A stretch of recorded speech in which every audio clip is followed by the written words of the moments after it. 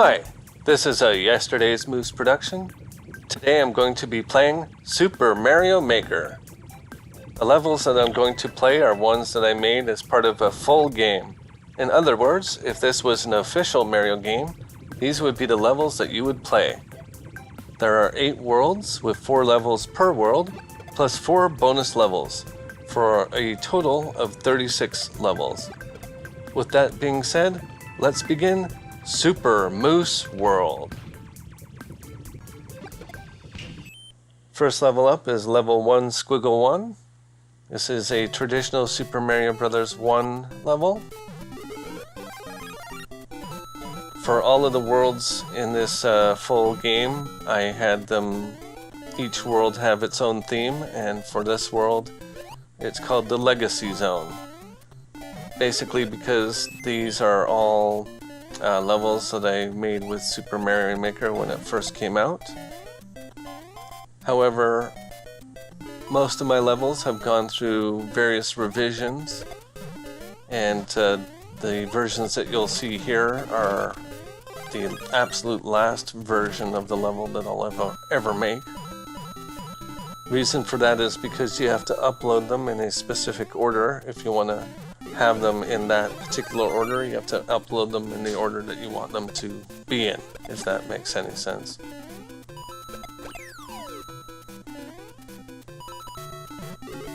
In my levels, I also like to include 100 coins to give the player a 1-up, and also at least 2 or 3 additional ways to get 1-ups. Reason for that is because when you play Super Mario Maker on the 100 Mario Challenge, you can only get a maximum of 3 1-ups in each level. Anything beyond that doesn't count. It's kind of unfortunate that you can't give players more collectibles.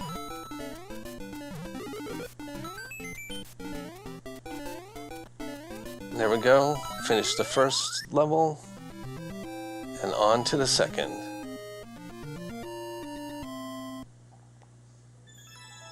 Second level up is backwards compatible. You may recognize this level as it goes on.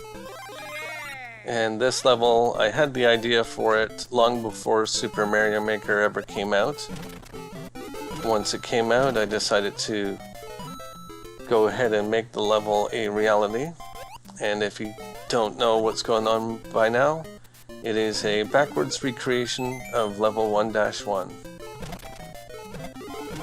For at least a few of my levels, I like to have them go from right to left instead of left to right. I thought that would be fun and would throw people off.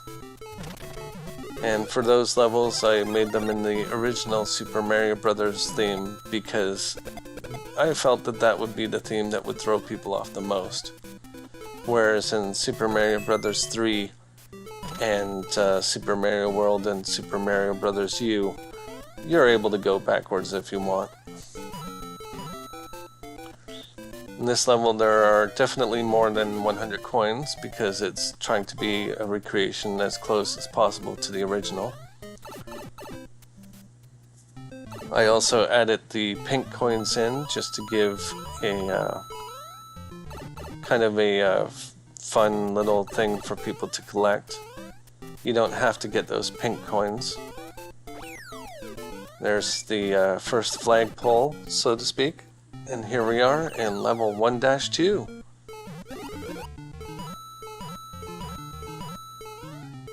Now, originally when I made this level, there was a lot of discrepancies between the original game and my level. However, I did fix a few of those. There is a slight problem with this level, which I'll point out when I get there. But for the most part, I don't think people would really notice it unless they were really comparing it with the original side by side. This has all the same power-ups and all the same items that you get. Except, of course, it's backwards. There's that hidden 1-up. And go down this pipe, which will bring us back to the regular ground section, and the reason for that is the only way to make it into an underground section would be to force the player through yet another pipe, and I thought that'd be a little silly.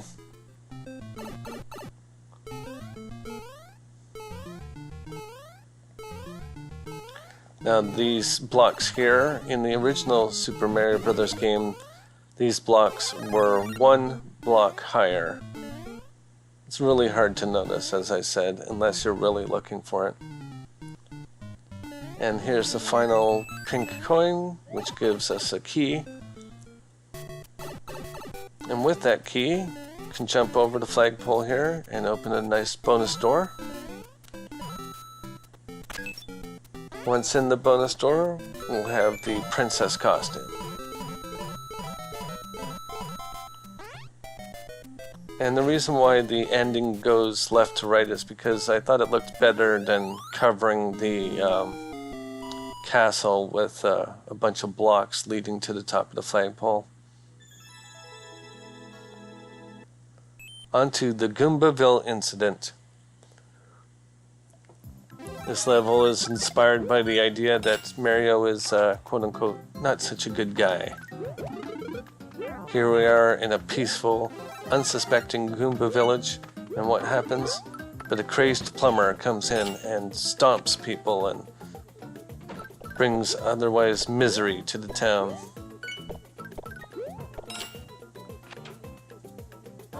I wouldn't say it's the, best level design, but it definitely does give the idea that you're in an actual village. Go ahead and put on the shell mat and keep one shell in Yoshi's mouth because you can spit it out and use it to collect a lot of 1-ups.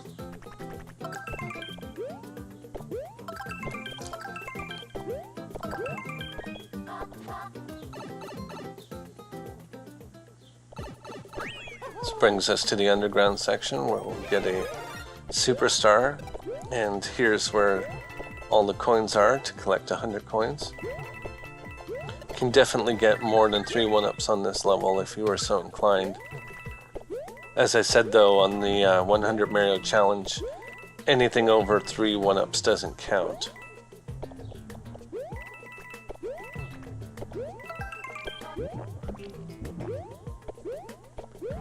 And that's it for the underground section. Go back up to the ground section. And unfortunately I lose Yoshi there. But I get him back. There's another Yoshi, if the player didn't have one. And there we go, the end of the level.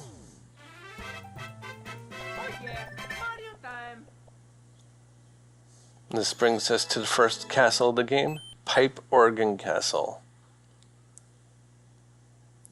This level is in the new Super Mario Bros. U theme, which I always thought was a bit weird because in the actual game of New Super Mario Bros. U, the power-up that you collect is the flying squirrel suit, whereas in Super Mario Maker, in the new Super Mario Bros. U theme, you get the propeller cap, which was actually part of the original new Super Mario Bros.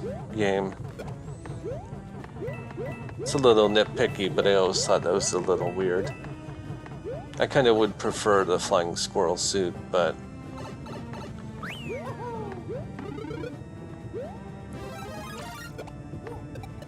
now there's at least 2 paths that you can take in this level. The path that I'm taking is the longer path to get the 100 coins. But the player could just go to the left and go up top. That power up there is always a propeller cap. Reason is because if you happen to get here as regular Mario, you can completely power up to propeller cap Mario. It's basically just a bonus room.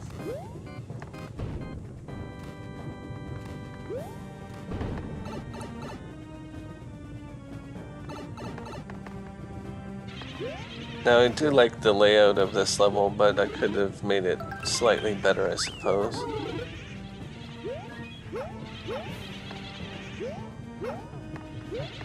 What I would change about it I couldn't say, but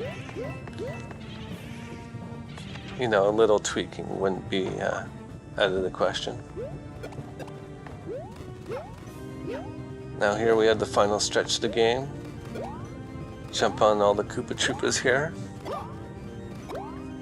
And eventually get a 1-up, a superstar, defeat Bowser, and that's the end of the level.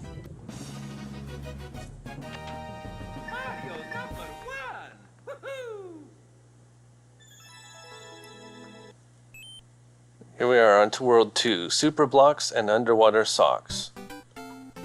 This is Super Mario Bros. 3 Zone, and the name of this level is a little play on words, typically because people seem to not like underwater levels. So it's supposed to be kind of like saying underwater sucks, but say underwater socks instead, even though technically it's a Goomba shoe.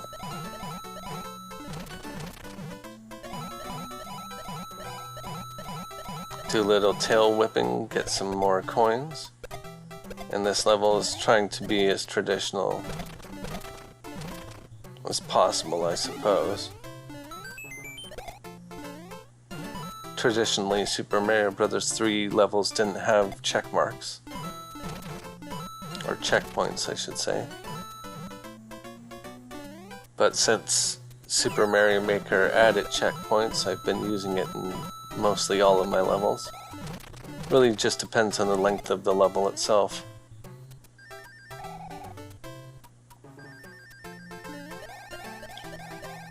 Do the classic Super Mario 3 thing and fly up to the sky and get some bonus coins. Which brings us to the Yesterday's Moose logo. I do try to include that in a few of my levels. Not all of my levels, but at least a few of them.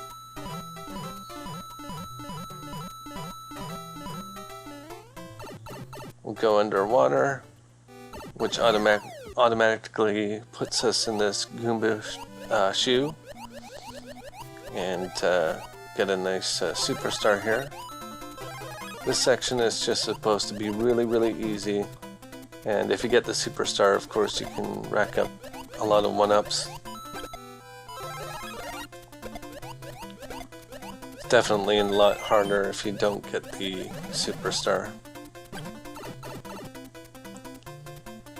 And with Super Mario Bros. 3 levels, you'll typically end with 99 coins because you always get a bonus coin there at the very end of the level, which brings the total to 100.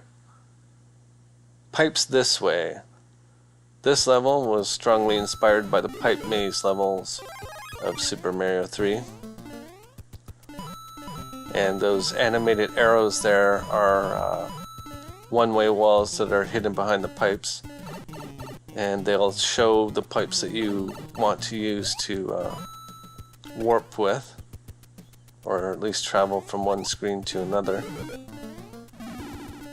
Originally I had just regular arrow signs pointing to the pipes that you wanted to use, and then with one of the revisions that I made, I removed those signs, and some of the comments that I got was that people wanted to have arrows showing the correct pipes, even though in the original Mario 3 there were no arrows pointing to the pipes that you needed to take. So as a compromise, I used the one-way walls. And I actually use the one-way walls in a lot of my levels to indicate which pipe that you need to take, because I like the way that it looks. I like the little animated arrows.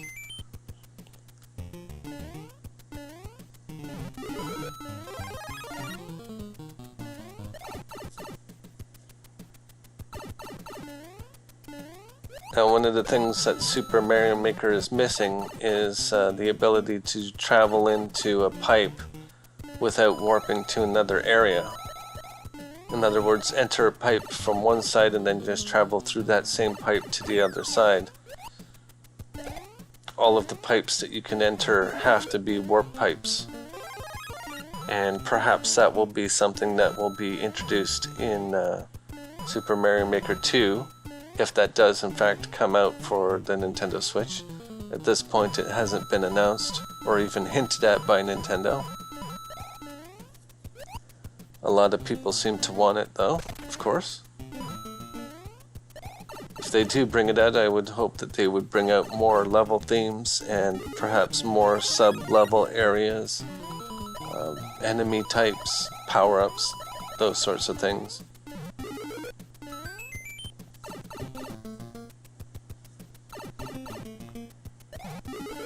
Get a superstar and go ahead and fly up, collect some coins.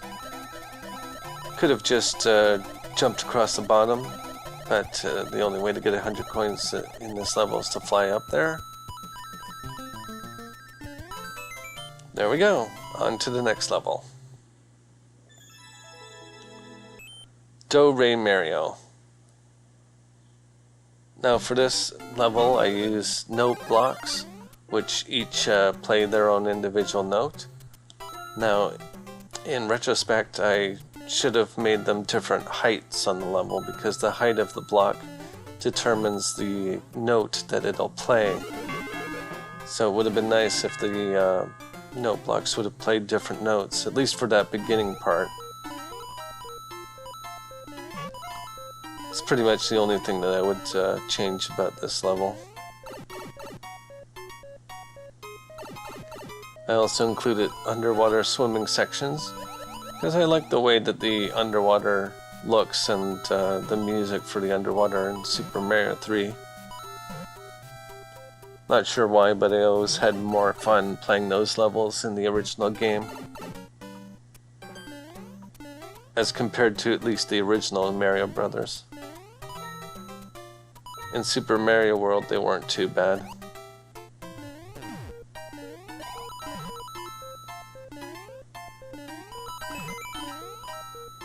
Do some more tail whipping, get some more coins.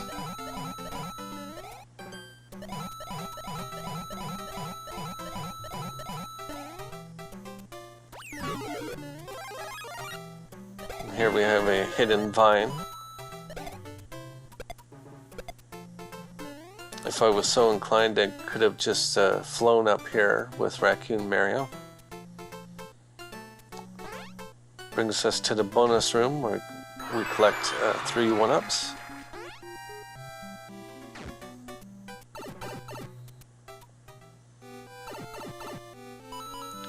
Nice little segue here with some more swimming. Just to give the player a little heads up that that's what they're going to have to face pretty soon. Little intermission room here just to collect another one, power-up. And here's the final stretch. It can be a little difficult doing the precision swimming in this section. And I did watch someone play it, and they were able to swim underneath those blocks on the right there. I don't think that can happen anymore. I think Nintendo put out a patch that fixed that. I don't think you can swim under them anymore. Because it would be a big time cheat if people could just swim under the blocks. Get another checkpoint, go through the pipe, collect some more bonus coins. Again, there's not really much you can give the player in terms of rewards. You can give them coins, you can give them 1-ups, you could potentially give them a key or pink coins. But none of these things carry over from one level to the next, well, with the exception of 1-ups.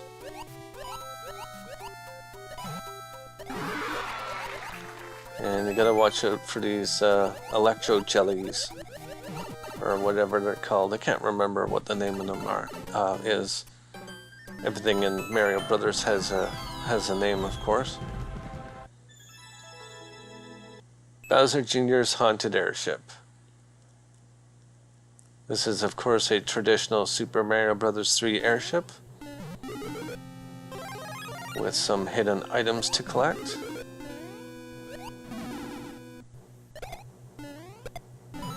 Now you don't have to get those hidden items because there are definitely enough power-ups in this level. I also thought it would be fun to put those burners underneath things that didn't really need to have burners, such as the clouds and the bridges. Whereas the airships themselves don't have any burners on them.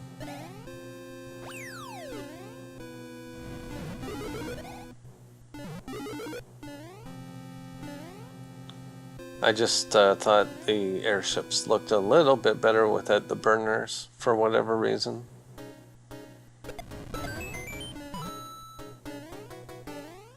They look a little more like traditional ships.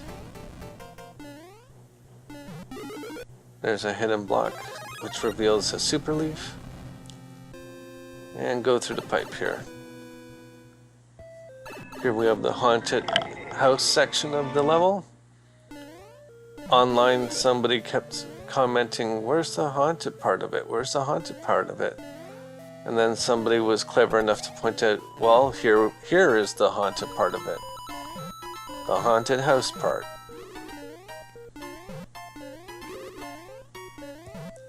I do sometimes comment on people's comments.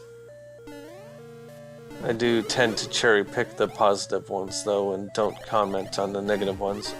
There have been ones that have been really, really negative and super offensive that I've had to delete. Fortunately, for the most part, that hasn't been a commonplace occurrence. Now this pipe will always spit out shelmets to wear. We'll face Bowser Jr. I like to use Bowser Jr. as a boss because there's a lot more ways to defeat him than regular Bowser. You can shoot fireballs at him, you can jump on him, you can use this superstar, you can drop him into the lava. I just find regular Bowser a lot more limiting. Collect a hidden 1-up here, and yet another 1-up. Get some coins. And with that, go ahead and finish off the level. Now on to the first bonus level, Koopa Troopa Surfing Time. In these bonus levels, I like to give the player 3 1-ups, and usually exactly 3 1-ups. And the purpose of this level is just to ride this giant Koopa Troopa and jump and collect the coins. Some of the feedback that I received tended to indicate that people wanted to have enemies on this level. However, I thought that since it was a bonus level, there, shouldn't be enemies or anything like that. But that being said, I could have maybe put some fire cheeps jumping out of the lava or something like that to avoid. To just put in a little bit of a challenge.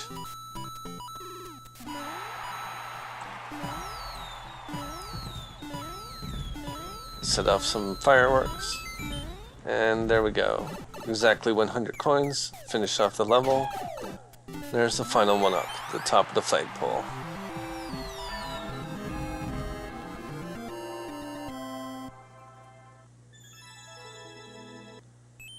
Yoshi's Vanilla Cookie Valley. Here we are in Super Mario World theme zone. Or rather just Super Mario World zone.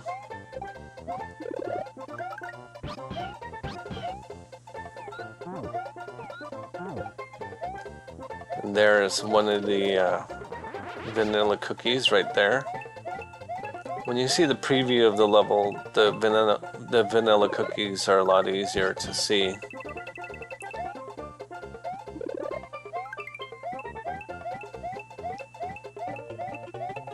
And this thing here is another vanilla cookie. Now there are exactly 100 coins to get in this level. if you just go through it without getting the bonus. However, I decided I was going to go ahead and show off the bonus area.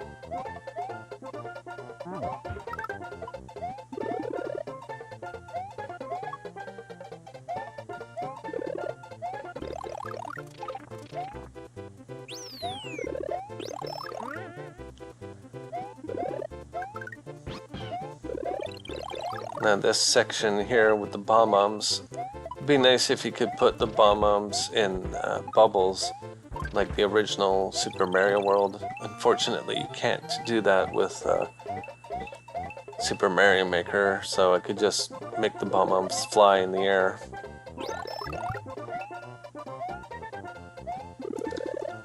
There we find a hidden vine, and we'll use that to go up and enter in the secret area, which is just a little flying challenge. You can jump off of the cheeps if you were so inclined. Get a bonus Yoshi. And here I take a little detour and decided to show off all of the items, which includes this hidden star here.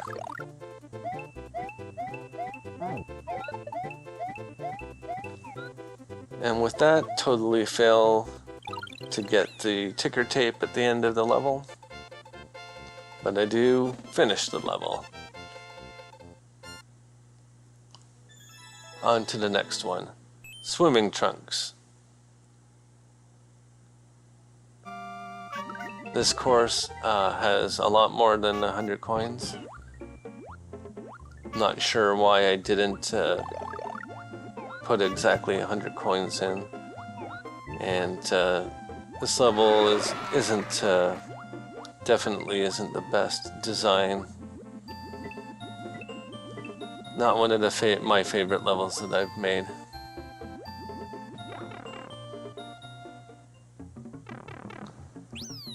And this is just a little underground section to give the player a bit of a jumping challenge, as well as some items. Now, if you want it, you could just use the cape to fly up here and keep Yoshi. If I haven't mentioned it already, I'm going to mention it. I'm going to mention it for the first time, or at least again, if I have mentioned it. There will be bookmark links in the description for all of these levels if you want to check them out.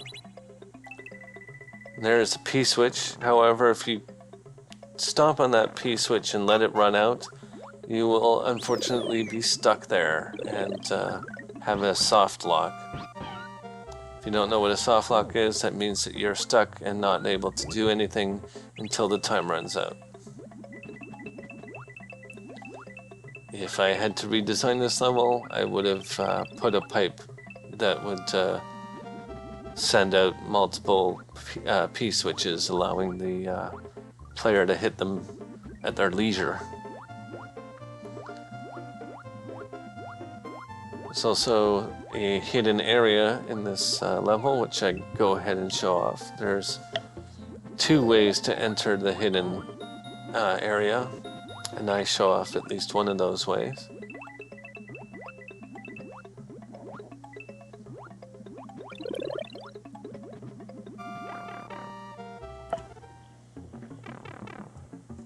Here's a little bonus area with the superstar and some coins to collect. The bonus 1-up. And just for fun, another 1-up. And another 1-up.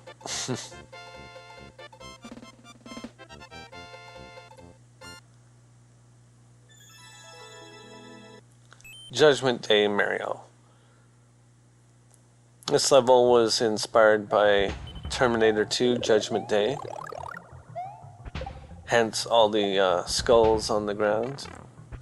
And this level is pretty difficult. This little section here, unfortunately, there is a way that you can get stuck if you happen to not be able to make this jump. Then you can get soft locked again. This level is not one of the, again, not one of the best levels that I've designed. I just thought it looked interesting. And of course I totally failed to make those jumps up there. But I do make it to the next warp pipe. Little break section here to get a power up.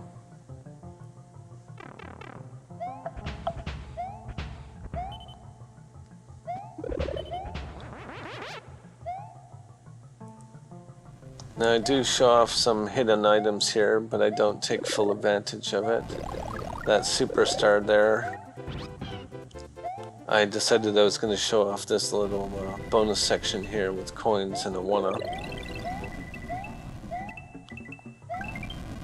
This level has a lot of coins. I'm not sure exactly how many, but a lot.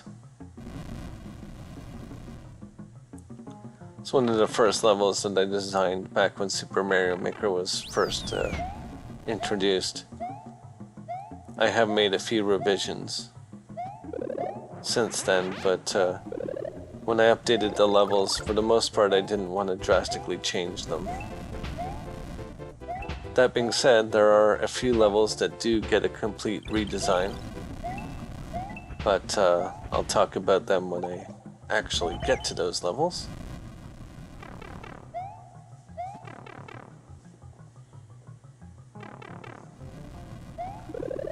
See, this level for the most part is pretty easy once you get past that first section.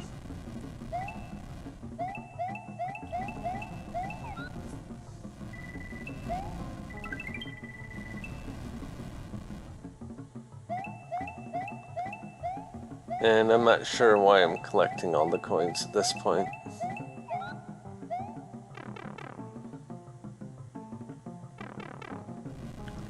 Get a hidden 1-up there. There's a hidden block just to make the running a little bit easier. And there we go, that's the end of the level.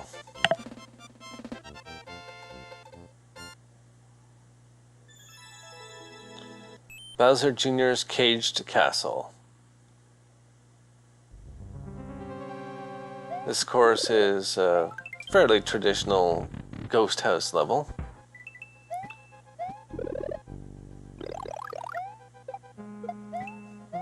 With some flying blocks, of course. And for this part here, you can jump on these flying blocks, but there are drop platforms sitting just on top of the lava. Allows for the player to have a little bit of a safety net.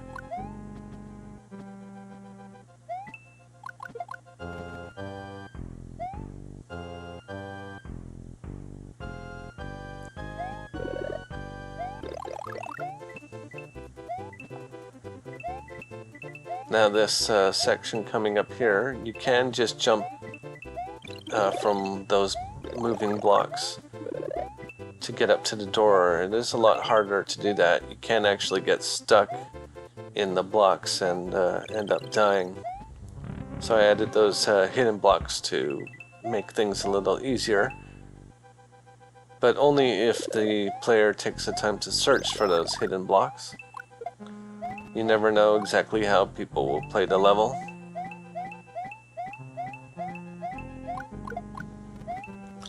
In fact, for the most part, I have no idea how people play my levels at all. I have not received a whole lot of feedback, at least direct feedback. I don't know anybody who owns this game, or even owns a Wii U. A few of my relatives have had a chance to play my levels, but they're not as big into Super Mario Brothers as I am. Now this little locked door here. I could have put it a little further away in the level so that you wouldn't immediately be going to the axe there at the end of the level. Because as you can see, when you go through the door, Bowser Jr. is still there. I've heard at least one person online said that they don't really like that happening in levels. So if I had to redesign it, I'd eliminate that. Here we have Jungle Hunt Arcade Remix. This is inspired by and based on the arcade game Jungle Hunt. In that game you go from right to left.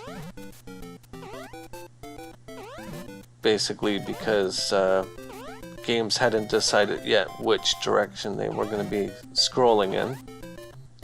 At least as the norm.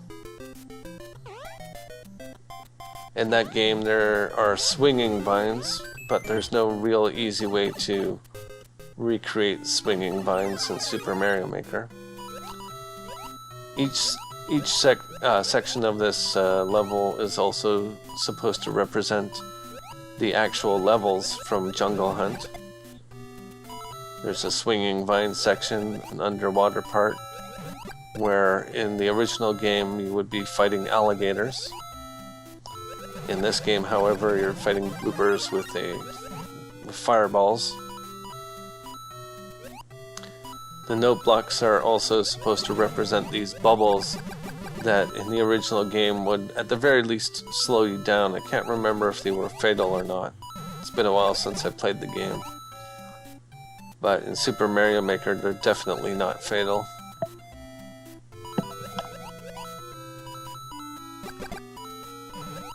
I am taking the time to collect all of the coins in this. There are, again, exactly 100 coins.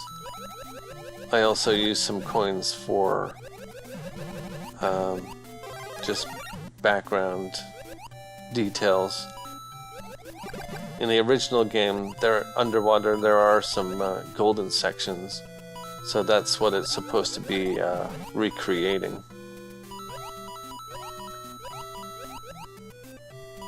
With that, get 100 coins, go up here. This brings us to the part of where in the original game, these things would be boulders that you would have to avoid. And there would be different types of boulders. There'd be boulders moving along the ground, which are represented by the bomb-bombs, and large bouncing boulders, and also small bouncing boulders represented by the chain chomps. And in this part of the level, you would have to jump over these natives with spiky poles, and that's pretty hard. You also have to save the princess or your girlfriend or whoever, but it decided you would get a mystery mushroom and turn into the princess instead. On to Ghouls and Ghosts. These levels are part of the remix and remake zone, where all of the levels are inspired by existing video games. This level is at least inspired by and somewhat based on the first level of Ghouls and Ghosts. I would have had to do a lot more work to make it as difficult as the original Ghouls and Ghosts, because Ghouls and Ghosts is notoriously difficult. At some point in time, I'll probably make a video of myself playing that game. It has been a very long time since I've actually completed it, so it'll be interesting to see what happens when I try to record myself playing it. My prediction is that I will die a lot.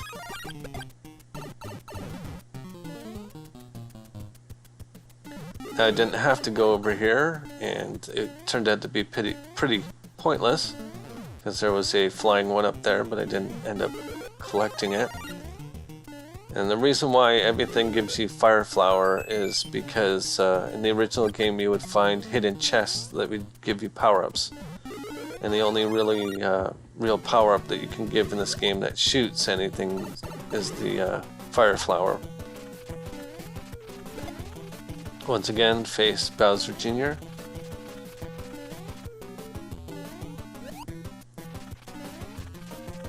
in the original game it was a giant demon with 2 heads. Or no, he didn't have 2 heads, he just had 1 head that he pulled off and moved around with his arm. Use key to open door. There we go. Pitfall versus Super Mario Bros. U. This level is of course inspired by Pitfall. I have already made a video of myself playing Pitfall, which I will update, or rather I will upload to my channel.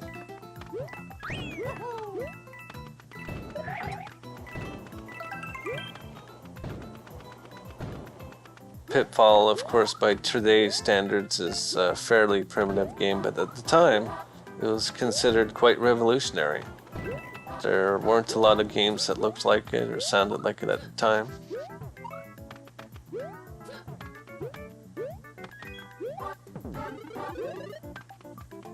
And here I create a vine for myself to swing on.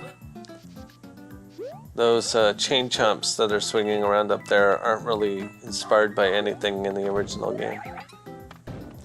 The thwomps are supposed to be the logs.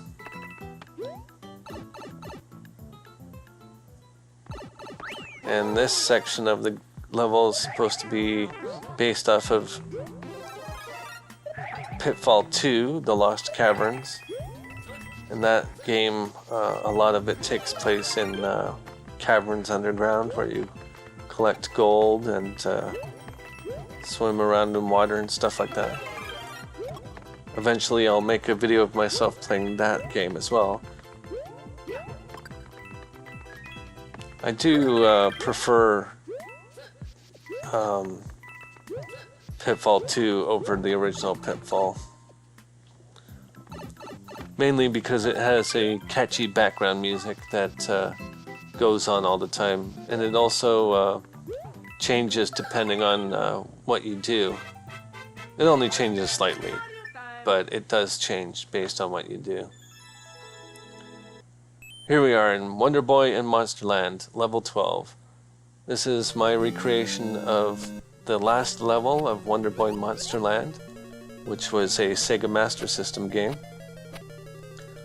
I grew up with the Sega Master System. I didn't get a Nintendo,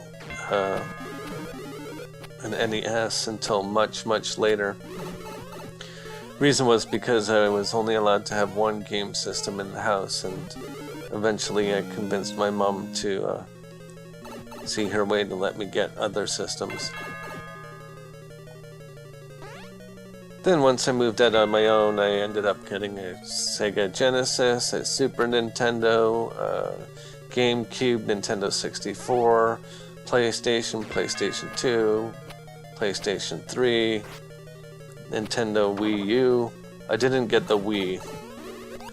And now, basically all I have left is the Nintendo Wii U, PlayStation 3, and a lot of virtual console games, and I picked up the NES Classic. I will be making videos of me playing NES Classic games, such as Super Mario Bros. 3, where I play the entire game as Luigi instead of Mario, because I like Luigi as a character. I like him better than Mario, in fact.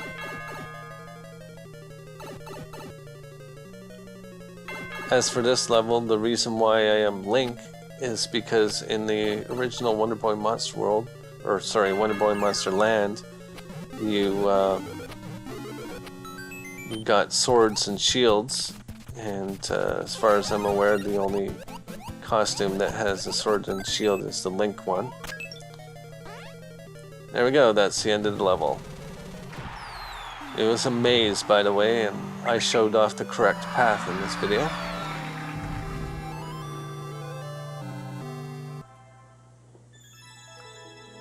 Now we're on to the Pipes and Coins bonus time. The second bonus level, which is in the Super Mario Bros. 3 style. I made 4 bonus levels, as I mentioned in the beginning of this video, and each of them is in a different theme. And there's supposed to be a bonus level approximately every 2 worlds, with the exception of the final world. This brings us to the Underwater Labyrinth. This is part of Theme Zone. This level is the exact same layout as the previous level, except that it's in Super Mario Bros. 3 theme, and it's now underwater. Reason for that was because when I was first playing around with Super Mario Maker, I liked making levels in one theme and then trying them out in another theme to see if they worked. And I really liked the way that it turned out in Super Mario Bros. 3 theme, so I decided, why not upload it as it's completely, you know, its own level. Of course, there are now cheeps and bloopers instead of Goombas and Koopa Troopas. But the solution for this level is the same. If you were to take the wrong path, it sends you back to an earlier section of the level.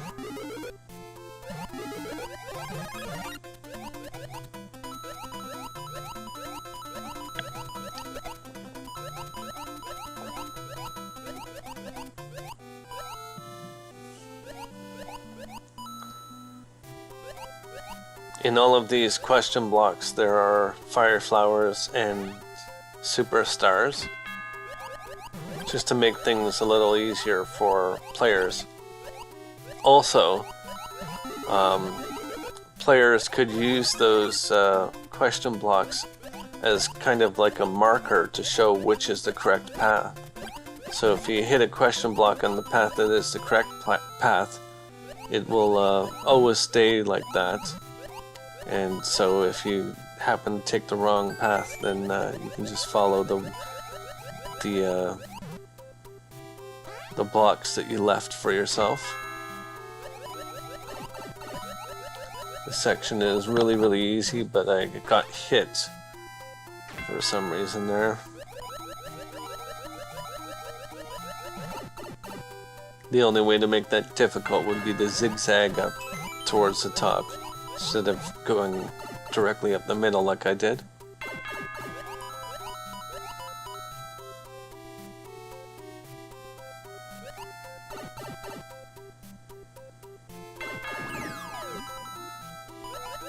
This level also has a lot of coins. It does not have exactly 100 coins. I'm not sure exactly how many coins it does have.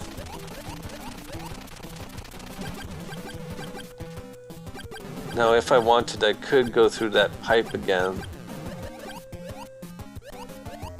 There are ways to prevent people from being able to use pipes again. However, at the point that I made this level, I did not know how to do that. So, for this level, there's just one-way walls blocking the exit of the pipes. There we go. On to the next level.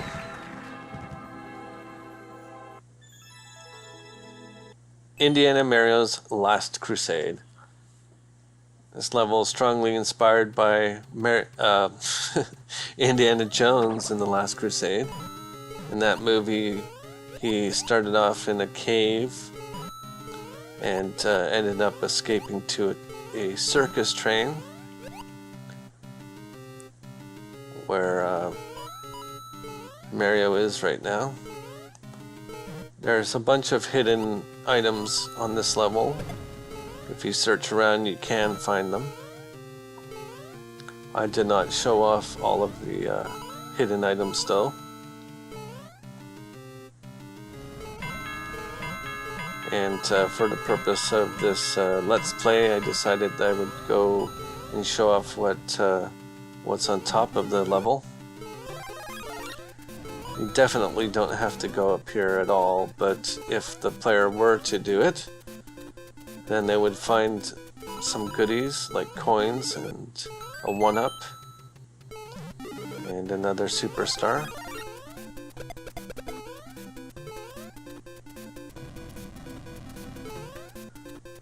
So he gets to go home to the home of Dr. Jones Sr. And now he grows up, and this is supposed to recreate the flight to Venice.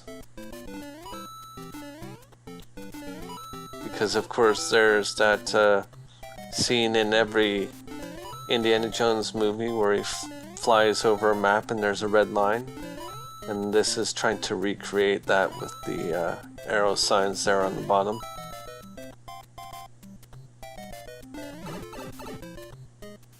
Here we are now in the Temple of the Grail.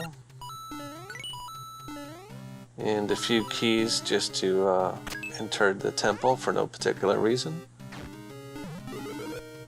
And before I redesigned this level, I think the design was a little bit better. Oh, by the way, only the penitent man will pass and then jump over another saw blade for no particular reason. Because that's what he does in the movie. And this spells out I, Mario, because in the Latin alphabet, Mario begins with an I. And there's a fake grail. Now, in the original level design, there was a real grail up here, and for some reason I removed it. I should have really left it there so that people would know that they're taking the correct path. Or at the very least, put a P-switch at the end of the level to turn all of these coins into blocks. Still, overall, I like the design of that level. Luigi in the Locked Ghost House. Now, for this level, I show off a way to get through it quite easily. This is the easiest way to get through it. And if you go through it without getting the hidden superstars, then it would definitely be a lot harder. I did try to make it very obvious that that there were hidden blocks for the player to hit, but you never know. People might not really notice it, might not hit them, who knows? And the original design of this level had a big flaw in it, in that if you went into this room, you would have already had some pink coins, so if you died, you would be stuck in this room, and the only way to get out of it would be to find a hidden key. So when I updated it, I removed the hidden key and just put exactly 5 pink coins in this section of the level.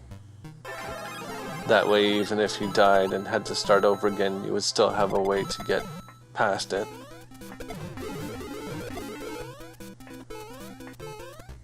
There's another hidden one up, and for no particular reason you can jump over the flagpole here, get a big boot, a big stiletto, and finish off the level.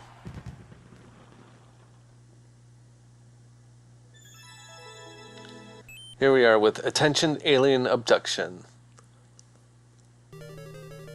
This level is of course supposed to be an alien spaceship abducting Mario and conducting all sorts of transmogrification experiments on him. Hence all the lights flashing and the music sounding was supposed to be a reference to Close Encounters of the Third Kind. This level received the biggest revision of all. Originally, it was just a straight line running from one end of the spaceship to the other. When I updated it, I went and added all of the stuff that you see here. All of these little challenges that you have to face. All of the mystery mushrooms. Each of the mystery mushrooms is completely random, so it really depends on which mystery mushroom costumes that you've unlocked. And the aliens are supposed to be those flying smiley cloud things. They don't interact with Mario at all, they're just simply observing. they're putting him through all these little tests to see how he handles them, and they've also abducted other creatures, as you can see, like Goombas.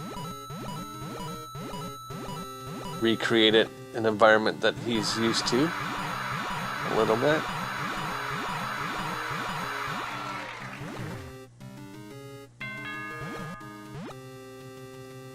Use this P switch to open the hidden door here. And yet again, in this level, there are exactly 100 coins to collect. You really don't have to get them. But they're there for people who, you know, want to be completionists. And this Troopa, or this Koopa car here, really serves that purpose. You cannot fly it anywhere at all. It's just for show.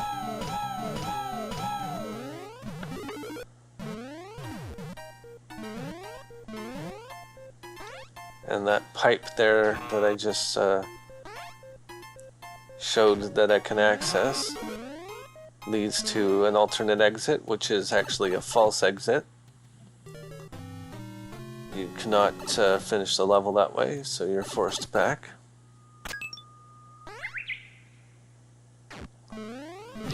And here we have the zoo, where other things that have been captured by the aliens are being shown off. Make a quick run through here. And that last note block there, you can find a hidden key. It is possible to get through this level without getting all of the pink coins. So that key is supposed to be there for people who didn't get all of the pink coins, and allow them to be able to open this locked door and finish the level.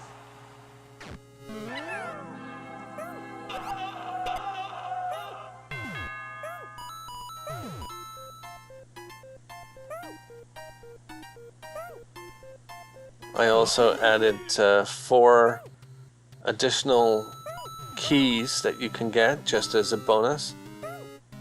So in order to get 100% in this level, you would have to get exactly 100 coins and 4 additional keys. At this point I have 3 keys. Eventually I get the 4th one.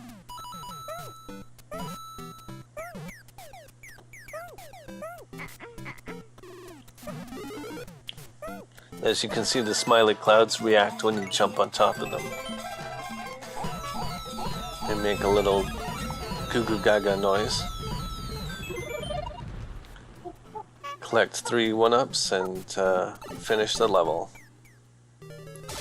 And Bowser and his minions fall into the lava.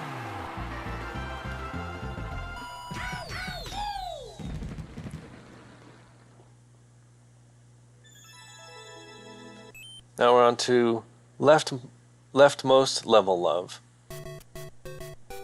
This is backward zone where all of the levels go from right to left. And they are, even though they go from right to left, they're supposed to be traditional levels. But I do like to have verticality in my levels as well. Even though Super Mario Maker doesn't give you a lot of vertical space to work with, I do try to include verticality in some of my levels. There's the first checkpoint.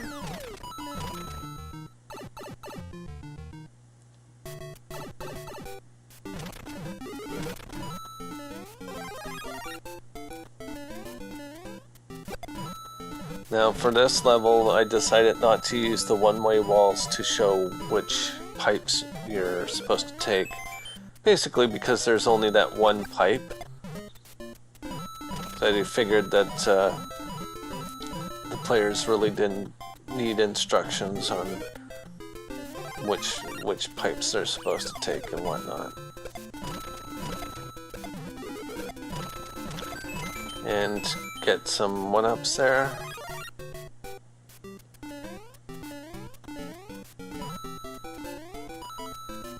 Originally, this level also had a bunch of hidden items. I removed a lot of the hidden items because they were pretty pointless.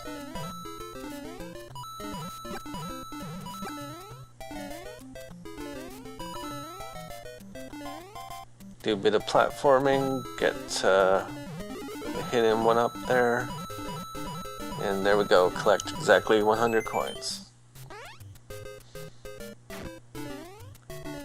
On to the next one.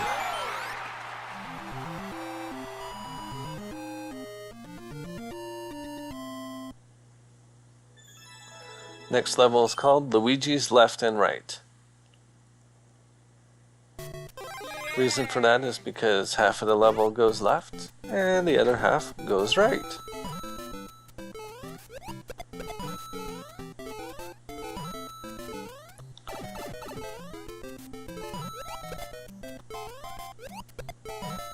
I do like to use Luigi as the costume for the most part. Again, because I like Luigi as a character.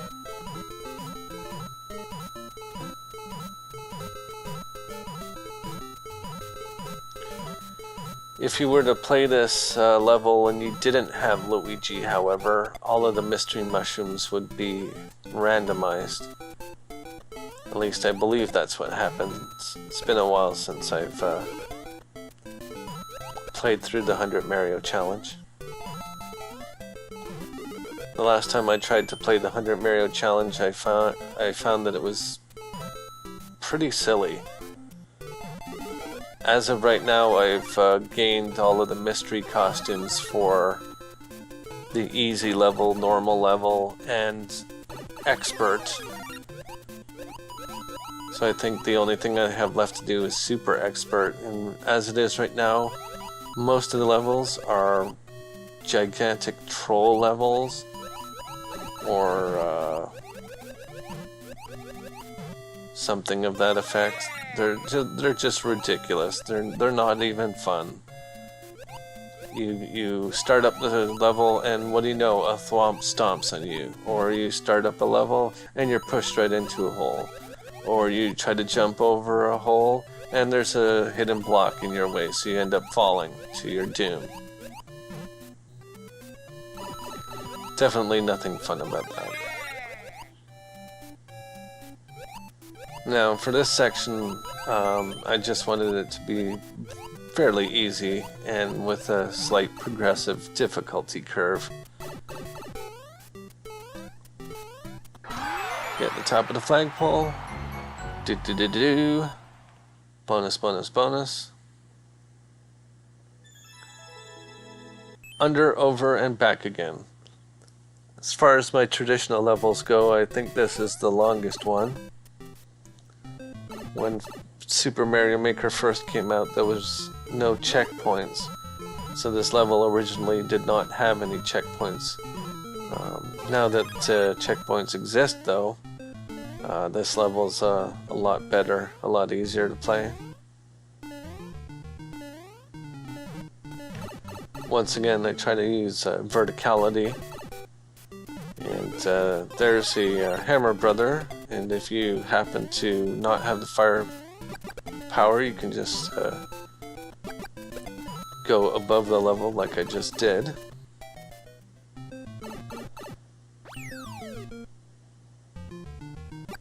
We did the under, we did the over, and now we're back again. Collect a one up there. And just a little diversion here to collect some coins. Those coins, of course, go towards the 100 total.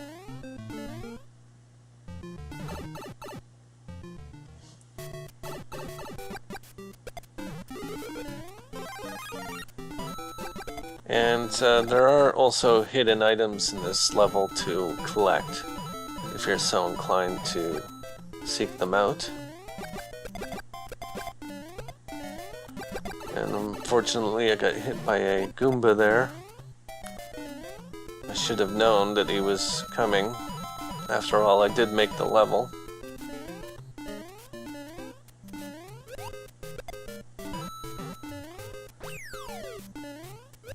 Also, my levels originally had a lot of coins and question blocks and whatnot. They tended to be a little more cluttered, which is why when I updated them I tried to have just 100 coins. Still, on some levels 100 coins can seem like a lot.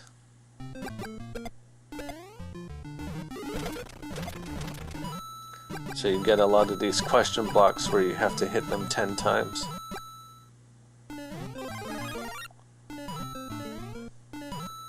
And sections like that where I've completely failed the jump, but eventually I do. I could have taken the path up top if I wanted to, but I decided to show off this section here. And what do? I completely fail and fall off. Fortunately, it's easy to get back up.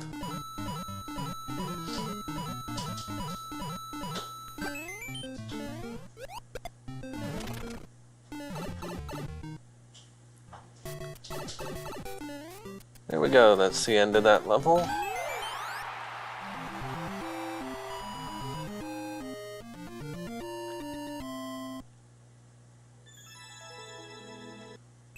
Mario-kun Omoshiroi desu, which basically means Mario-kun is humorous, or Mario-kun is funny.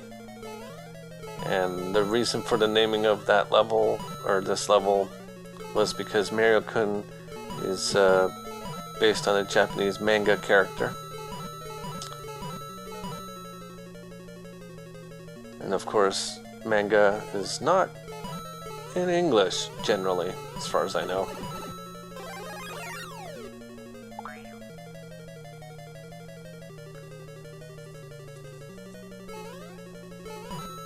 I really don't know what takes place in a Mario-kun manga at all.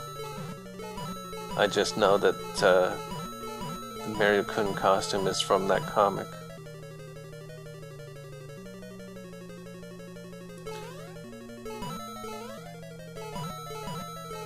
Every one of the question blocks in this level gives a coin, and the reason for that was because I just wanted the players to know that whenever they hit a question block that they weren't going to get an enemy or something like that. I don't really like putting enemies in question blocks.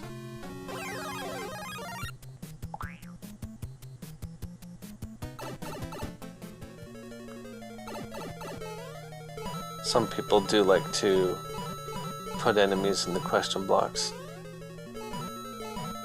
I guess it could be considered a hazard or throw off the player a little bit.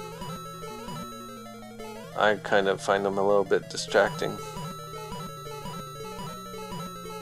And depending on the enemy, it can become very unfair. Like, for example, if you have a ring of booze or something like that, you can die pretty easily as a result. Okay, get a final one-up. This brings us to the end of that level. Goodbye, Bowser Jr.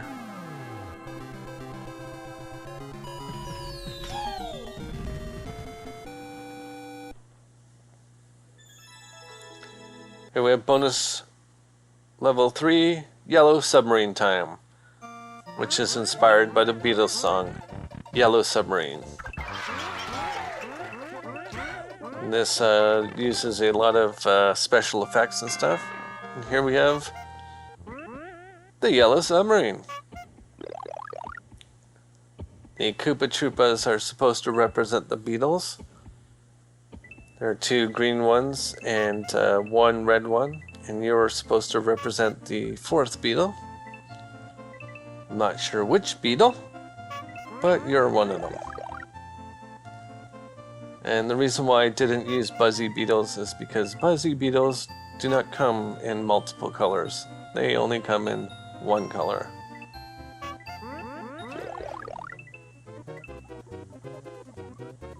Now for this level, for the most part, you just have to sit still and let things happen. The only time that you actually have to get out of this yellow submarine is at the very end here.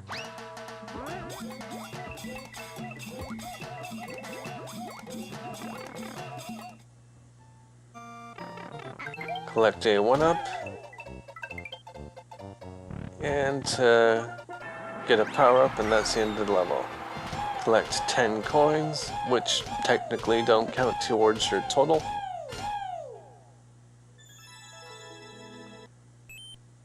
And here we are, SKEW Airship. This world is called Pink Coin and Key Zone.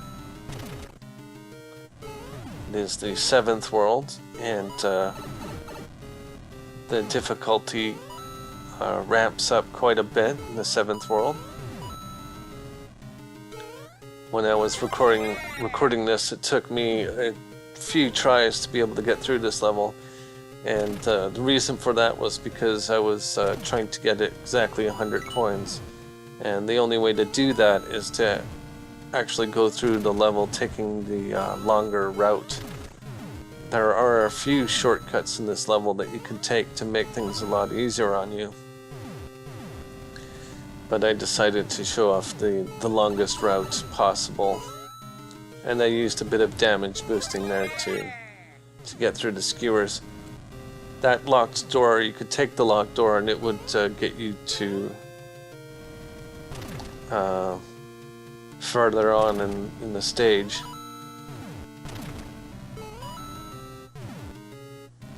So it is a bit of a shortcut, make things easier.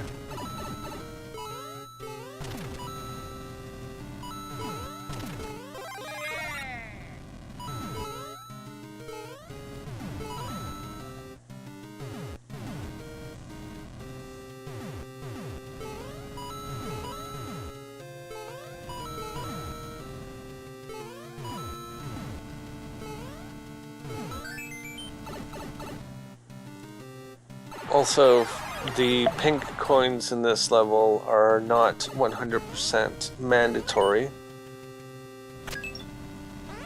This level also loops in on itself, as you can see.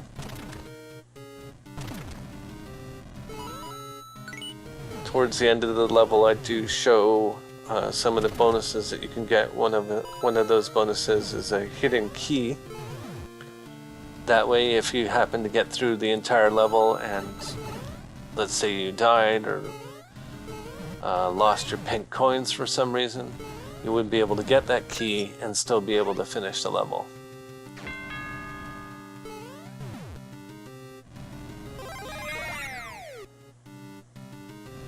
Naturally, anyone playing this for the first time would not know about any hidden items. But if you're watching this video, well, now you know.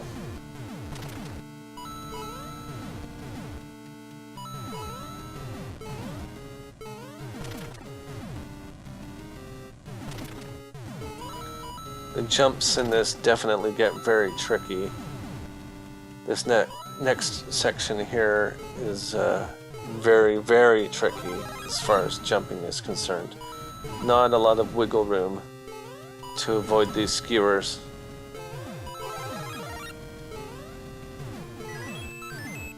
Alright, I got the final key there. Show off the hidden one up here. And on the exact opposite side is the hidden key.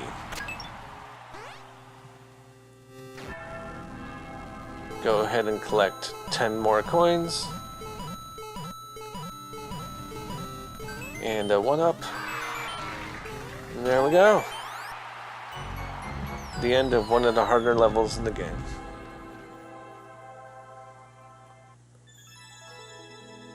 Explore tropical pink coin keys. Now, yes, I'm aware that keys is spelled K-E-Y-S and should be spelt with a Q, as in Florida Keys.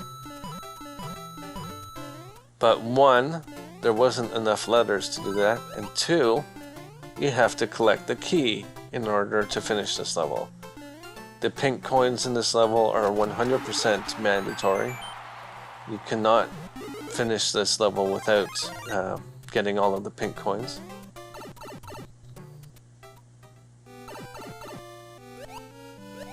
I also used some swimming sections because I like Super Mario Bros. 3 swimming.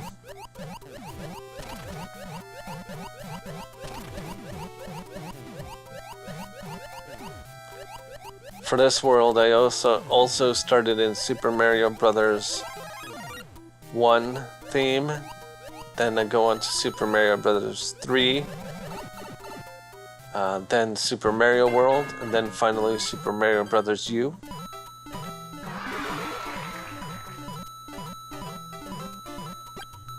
I also follow that same format for the next world after this. And I do follow that format for a few other worlds that I haven't yet recorded myself playing. I do have a few more worlds and levels available online. You know what? In the description of this video, I will put a link to my Super Mario Maker profile. And once again, I am also putting a link to the bookmark links for all of these levels in the description of this video. I've definitely mentioned that before, but it's getting close to the end of the video now, so it's a good idea to mention it again. Go ahead and get a 1-up there. Now it's precision swimming time.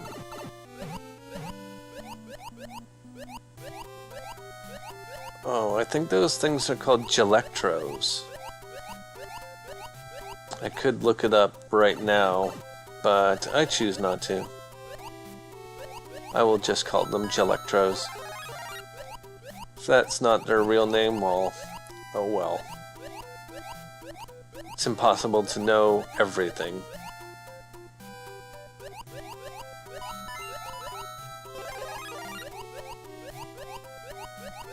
Now for this level, I also used the so-called infinite checkpoint trick, which basically means that you put both check marks close to one another and allow them both to be accessible through a warp pipe, and that allows you to basically save the game whenever you want, or at least for this level, whenever you want. Every time you pass a checkpoint, it saves your progress. The only time it doesn't work is when you've gotten all of the pink coins. If you save your progress after that and you happen to lose, well, then unfortunately you have to get all of the pink coins again. I think that's kind of a silly thing to do. I'm not sure why Nintendo did it that way. A lot of people have a problem with that. I think it's just to prevent people from making impossible levels, I guess. I'm not sure. Personally, I would have the checkpoint save your progress no matter what. So if you've already got the coin key, well, then you get to keep the coin key.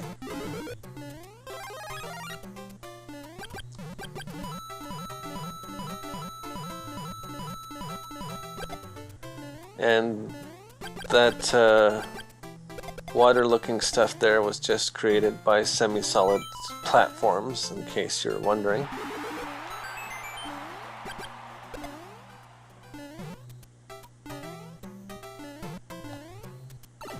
Now for some more precision swimming. And those are like the bouncy donut block things. I believe that's their official name, bouncy donut block things.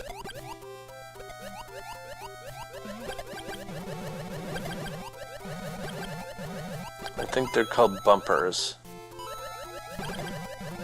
They're sentient bumpers because they have little googly eyes on them.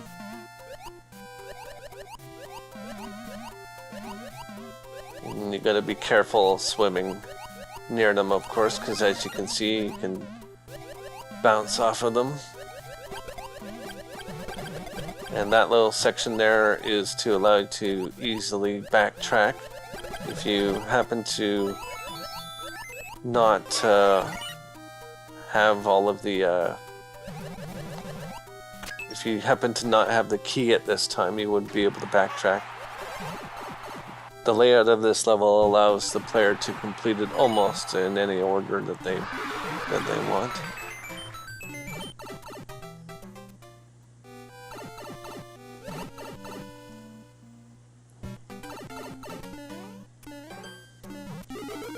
As you can see, there's also hidden items. There we go. Got the key, open the door, finish the level.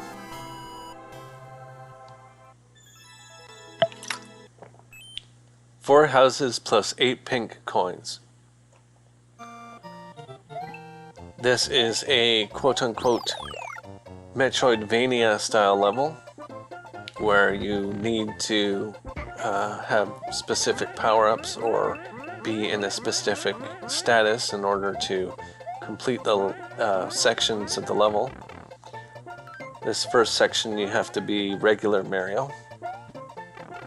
You cannot be powered up because this section here with the spiky things will force you to be regular Mario.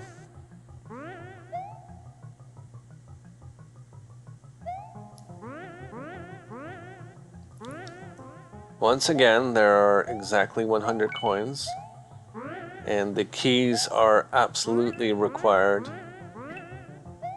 The pink coins are also required. You do have to get the pink coins in order to finish this level. Once again, I use the infinite checkpoint trick, which I will show off very shortly once I get in the locked door here. So here we go. Okay, there's one checkpoint. Go through the pipe and activate the next checkpoint. Every time you activate a checkpoint, the previous one becomes unchecked, allowing you to constantly go between both checkpoints over and over again. So for this level, you could always return to that middle pipe and use a checkpoint whenever you want. Now we're on to the Super Mushroom section, where you have to be Super Mario. And for this section, I had a lot of trouble jumping for some reason.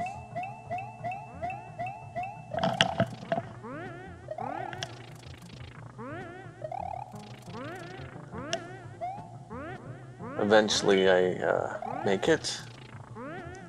It just took me a lot of bouncing. I'm not sure why my timing was off. It's probably the way that it displays on my TV.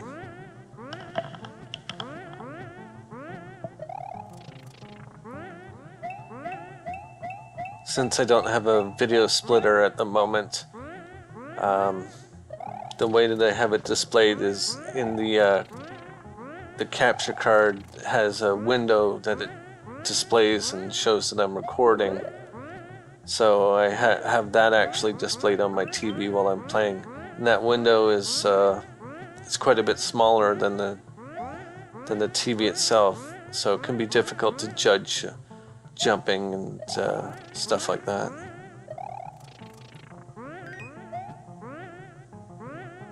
Not sure if that explanation I just gave made sense, but short story is it's a much smaller screen.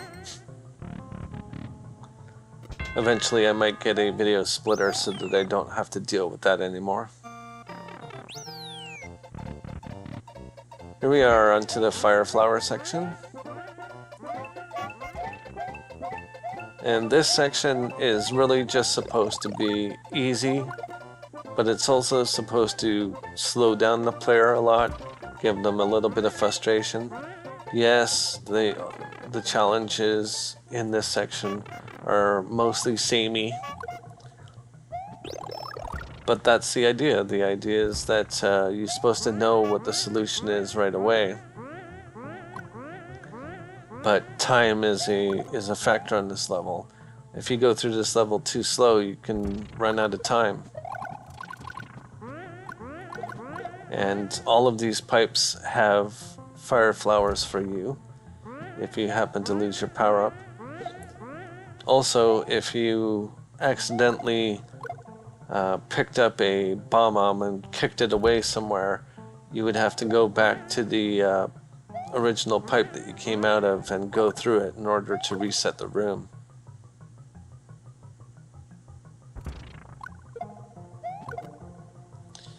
If that reset wasn't there, then you could potentially get soft locked in this room, and don't want that to happen.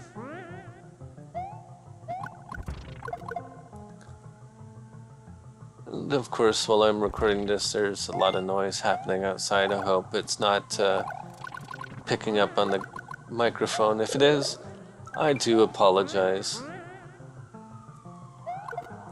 I live very close to a fire station, so often hear sirens and whatnot outside. If it's not picking up on the microphone, great. I won't know for sure until I play it back. I also had to record the audio after the fact, and the reason for that is because of all the editing that I did while I was playing. There would have been no way for me to get all of the levels to play in the format that I'm presenting them. So it definitely required some editing. This is also, I think, the third time that I've attempted this recording, because one thing or another would go wrong. Definitely am having a lot better luck this time around, which is good. I wouldn't want to record this 4 times. Total length of this video is 1 hour and 37 minutes. It's a long time to be commenting.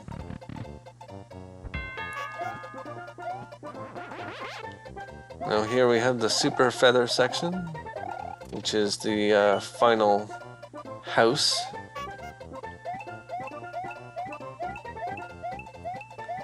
For some reason I decided to exit the house, but this will illustrate that when you go in, you get a little ding sound to show that, yes, this is in fact a special house. There's something special about it. Now, I do think it is possible to get stuck if you happen to lose your power-up.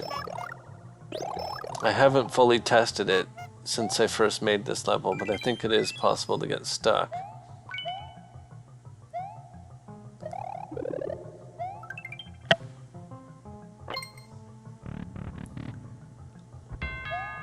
There we go, that's the end of the level.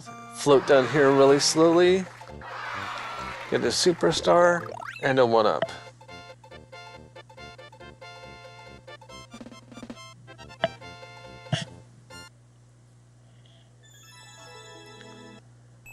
The Pink Coin Baron. Of course, it's a automatically scrolling level with a fire clown car. One of the worlds that I was working on has nothing but automatically scrolling fire clown car levels.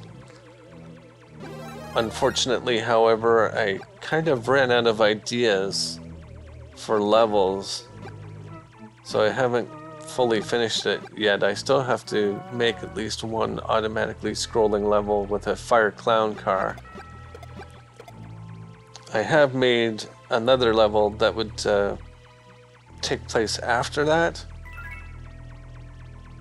but I don't want to upload it because then it would be basically uploaded out of order.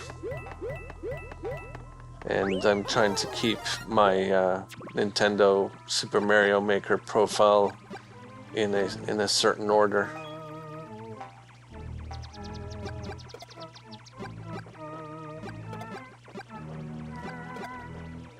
The reason why I was using flying spinies in this level is because they tend to shoot back. I do use other enemies in some of my other levels. At least the flying levels.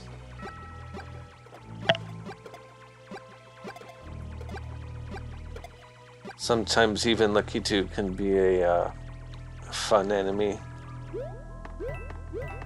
if you have a fire clown car. And here I only give the player 200 seconds, so when you go down this pipe, this section will start speeding up the music.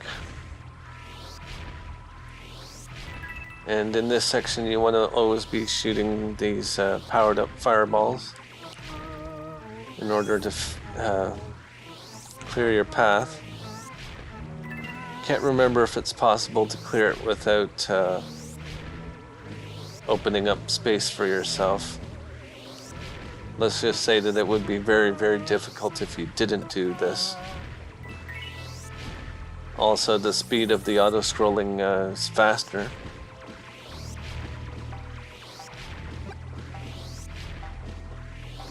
And I almost got squished there. Almost got squished. It is possible to get squished by the screen in this level if you happen to get caught behind some blocks.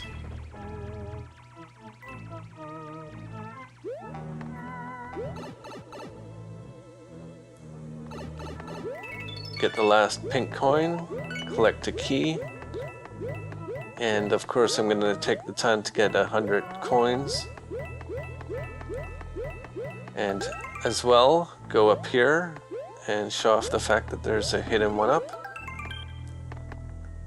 And take the key, open the door, get the top of the flagpole, and that's the end of the level.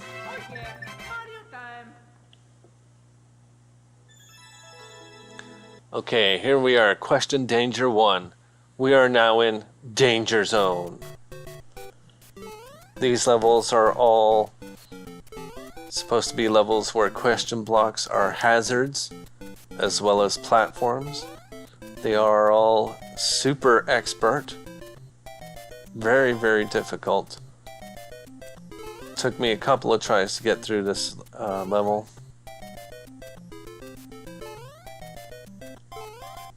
As you can see, the timing of the question blocks starts to get pretty erratic.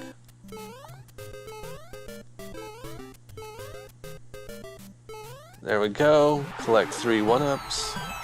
Well, collect 1 1-up, then 10 coins, then another 1-up, and finally the last 1-up by getting the top of the flagpole.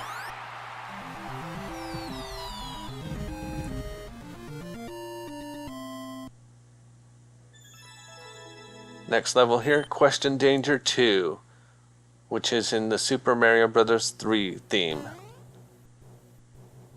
And the reason why it's not auto-scrolling is because it would actually mess up the question blocks quite a bit if it was auto-scrolling. It definitely wouldn't work. I believe I got very lucky when I was recording this. I believe I only had to do it twice. And it was mainly because of this final jumping section.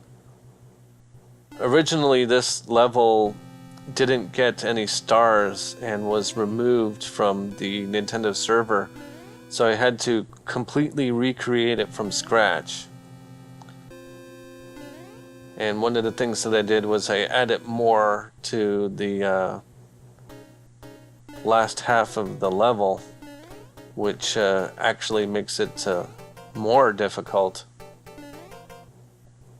And for some reason this time around it received at least 4 stars, and a few people cleared it. So now it's able to stay online, which is good. I like that. I like that all of these levels remained online.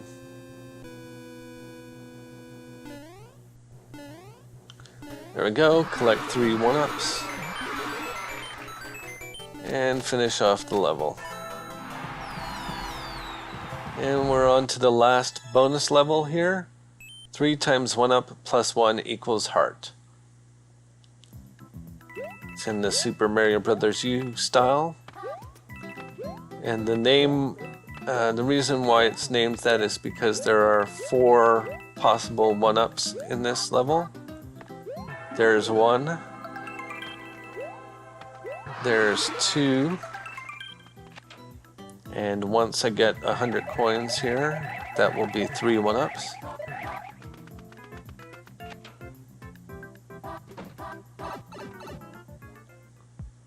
There we go. And get the flagpole. That's 4. 4 total 1-ups. Now here we have Question Danger 3, the hardest level I've ever made, ever. This took me forever to record. And the level is only 30 seconds long, but it is perilous. It is jumping, precision jumping, it's auto scroll, it's crazy.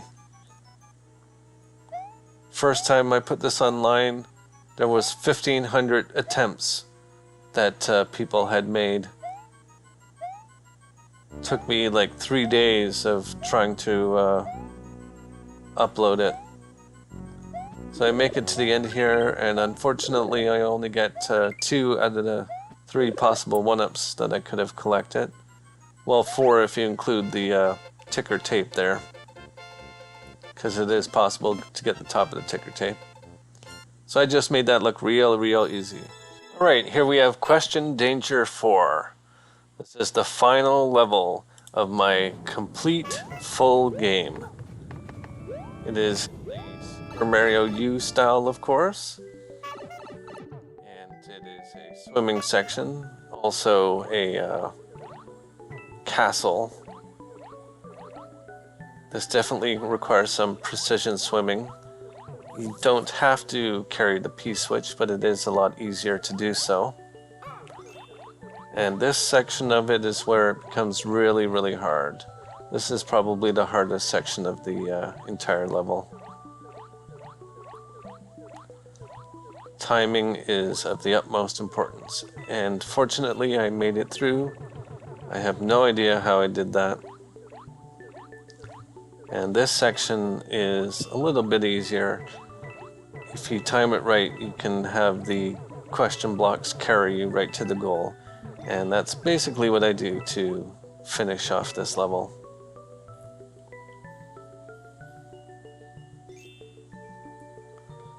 And it's just that easy.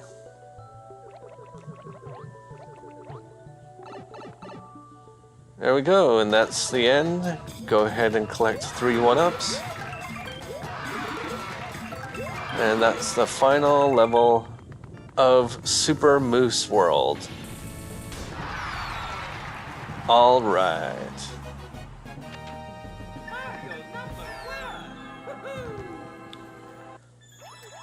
Okay, that was all of the levels of my full game.